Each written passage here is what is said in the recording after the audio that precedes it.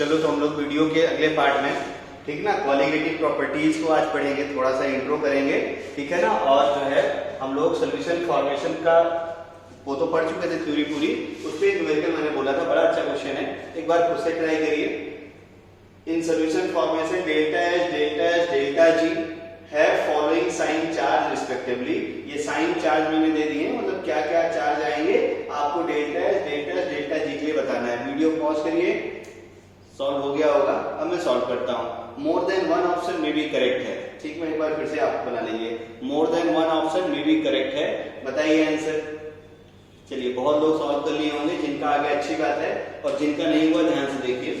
देखो सबसे पहले डेल्टा एच, तो डेल्टा एच तुमने पढ़ा कि मतलब जितना अच्छा नेगेटिव हो तो अच्छी बात रहेगी, है ना। मतलब डेल्टा एच रिएक्शन जितनी अच्छी एक्सोथर्मिक होगी उतनी अच्छी बात रहेगी।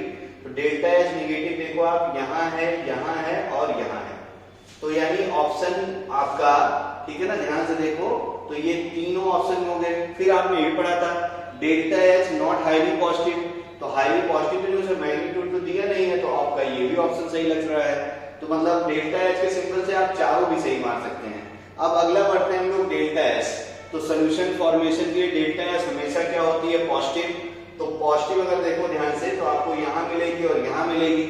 और सोल्यूशन फॉर्मेशन के लिए आप देखो गिब्स फ्री एनर्जी क्या होनी चाहिए, स्पॉन्टेनियस यानी लेस देन 0। तो आंसर क्या हो गया, बी और सी। समझ में आ गया ना। ये बड़ा अच्छा क्वेश्चन है, अच्छे से याद रख रहिएगा।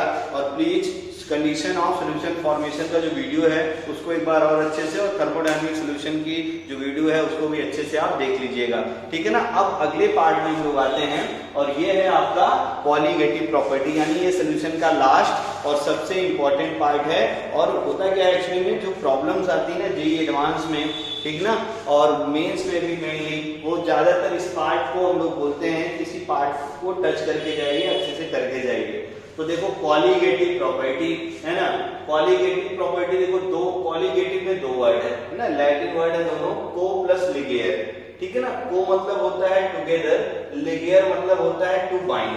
मतलब क्या है, जब भी हम लोग सोल्यूशन की प्रॉपर्टी, अच्छा एक बात और, कॉलीगेटिव प्रॉपर्टीज हम लोग जो पढ़ते हैं ना फॉर लिक्विड सोल्यूशन ओनली, ये भी याद अच्छे से रहना चाहिए आपको कि सोल्यूशन को जो है लिक्विड फेज में ही होना चाहिए, तभी हम लोग कॉलीगेटिव प्रॉपर्टी पढ़ते हैं, अदरवाइज कॉलीगेटिव प्रॉपर्टी डिफाइंड ही नहीं हो पाएगी।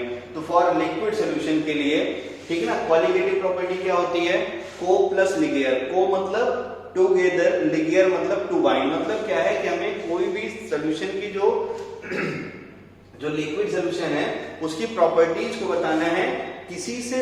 अब टुगेदर मतलब किसी के साथ में, टू बाइंड मतलब किसी से, किसी के रिस्पेक्ट में, ऐसे आप समझिए। तो किसी भी जो है सोल्यूशन की प्रॉपर्टीज को जो हम लोग बताते हैं, ठीक ना, किसी भी सोल्यूशन से जोड़ के किसी सोल्यूशन के रिस्पेक्ट में, उसी प्रॉपर्टी को हम लोग क्या बोलते हैं, कॉलीगेटिव प्रॉपर्टी। तो बेसिकली इसकी जो डेफिनेशन होती है, ठीक ना, सिंपल सी इसकी डेफिनेशन देखो ध्यान से, द प्रॉपर्टीज ऑफ सोल्यूशन, जो भी सोल्यूशन है ना उसकी प्रॉपर्टी होती, जो आपका जो भी सोल्यूशन है उसमें कौन सा सोल्यूट है उसके नेचर पे नहीं, उसके नंबर पे डिपेंड करता है। ऐसी प्रॉपर्टी को हम लोग क्या बोलते हैं, कॉलीगेटिव प्रॉपर्टी।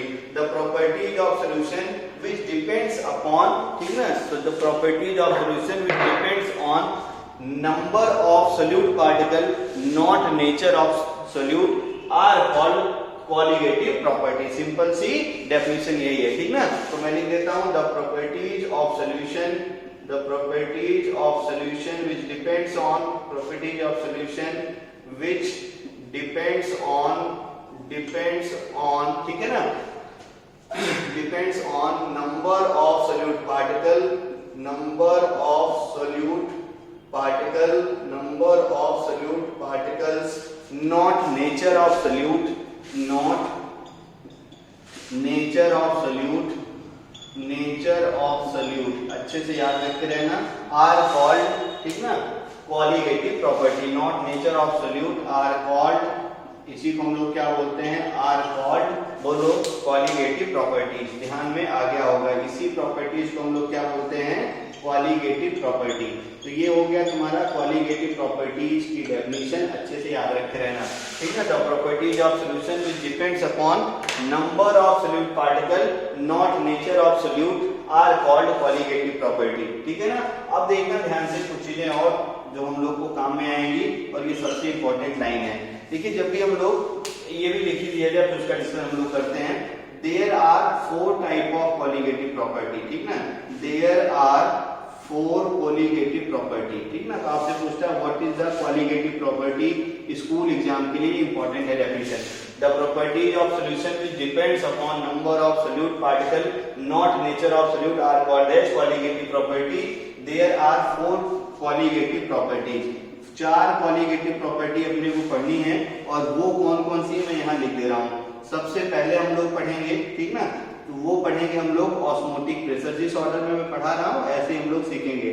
सबसे पहले हम लोग पढ़ेंगे ऑस्मोटिक प्रेशर, फिर इसके बाद हम लोग पढ़ेंगे, ठीक है ना, सेकंड हम लोग पढ़ेंगे relative lowering in vapour pressure, short में लिख दे रहा हूँ, फुल फॉर्म बाद में लिख दूंगा मैं, RLVP, relative lowering in vapour pressure, relative lowering in vapour pressure, ठीक है ना। और थर्ड कॉलिगेटिव प्रॉपर्टी हम लोग पढ़ेंगे elevation in boiling point, elevation in boiling point, ठीक है ना, यानी बॉइलिंग पॉइंट को बढ़ाएं कैसे, ठीक है ना। और फिर देखना ध्यान से फोर्थ हम लोग पढ़ेंगे depression in freezing point, freezing point को घटाएंगे कैसे, ठीक है ना, तो डिप्रीजन इन फ्रीजिंग पॉइंट। ये 4 टाइप की कॉलिगेटिव प्रॉपर्टीज हैं, ठीक है ना। अब थोड़ी बातें सुनिएगा और अगले क्लास में हम लोग क्वांटा फैक्टर से सिखाएंगे।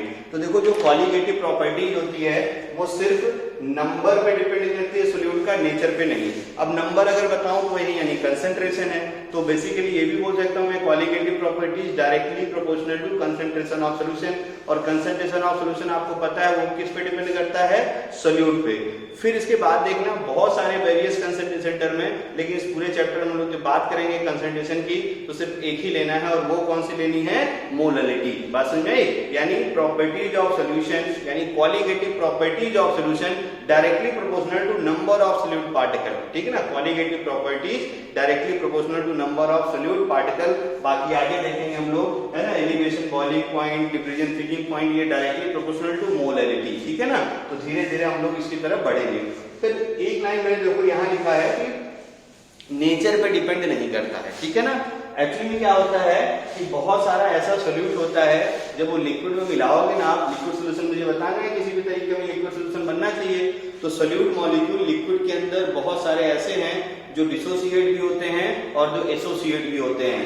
तो उस कंडीशन में जब भी आपका सोल्यूट मॉलिक्यूल डिसोसिएट या एसोसिएट होता है तो उस टाइम पे जो सोल्यूशन की प्रॉपर्टी होती है वो जो है, ठीक ना, उस मॉलिक्यूल के जो है डिसोसिएशन और एसोसिएशन पे भी डिपेंड करना शुरू कर देती है। और मॉलिक्यूल का जो डिसोसिएशन एसोसिएशन है इसको कैलकुलेट करते हैं किससे, हम लोग 1/2 फैक्टर से। किससे कैलकुलेट करते हैं, 1/2 फैक्टर से। तो जो भी आपके सब्सटेंस है नॉन इलेक्ट्रोलाइट, है ना, तो कोई सब्सटेंस पानी मान लो, लिक्विड हमने लिया, पानी मिलाओगे तो बहुत सारे इलेक्ट्रोलाइट होते हैं, बहुत सारे नॉन इलेक्ट्रोलाइट। इलेक्ट्रोलाइट वो सब्सटेंसेस होते हैं जो पानी में मिलाइए तो डिसोसिएट हो जाए, इसमें तो इलेक्ट्रोलाइट्स होते हैं, डिसोसिएशन एसोसिएशन हो जाए तो वो सब्सटेंस को हम लोग बोलते हैं इलेक्ट्रोलाइट, और अगर डिसोसिएशन एसोसिएशन नहीं होता तो हम लोग उसको क्या बोलते हैं, नॉन इलेक्ट्रोलाइट, ठीक है ना।